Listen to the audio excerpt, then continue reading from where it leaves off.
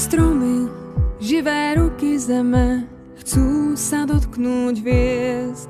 V ich listoch nikdy nenájdeme príbehy laní a prázdnych hniezd. Stromy, pokorné ramená, vychýlia s láskou vtáčí spev. Vždy zabolí vetva zlomená, odpustia pýchu aj všetok hnev. Horou sa stopy stratia, ľudský pach vdýchne kôra stromov. Horou všetko onemie, divoké srdce len tam cíti domov. Horou tep môjho srdca túži večne znieť. Horou nesie sa hlas ozvenou.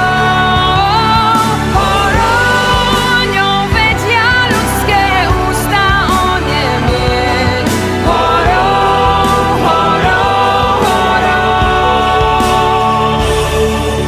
Stromy, perina z listov, noc sa ňou vždy zakrie. Volajú ma cestou tienistou, tam, kde ma tôňa ukrie. Stromy, páže mohutné, chrámy mocných síl, v zime pod snehom skromne zohnuté, ochotne stoja do posledných chvíľ. Horou sa stopy stratia, pach vdýchne kôra stromov. Horou všetko onemie, divoké srdce len tam cíti domov. Horou tep môjho srdca túži večne znieť. Horou nesie sa hlas ozvenou.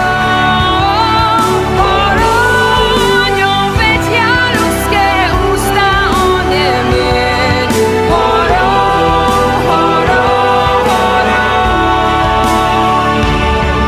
Tam mám korene, tam sa zastavím, tam chcem spočinúť. Tam sa uzdravím, tam moja hrdosť môže v tichu zahynúť. Tam je prímerie, tam sa odovzdám, tam sa nestratím. Tam moja duša na konci všetkého v pokoji odletí.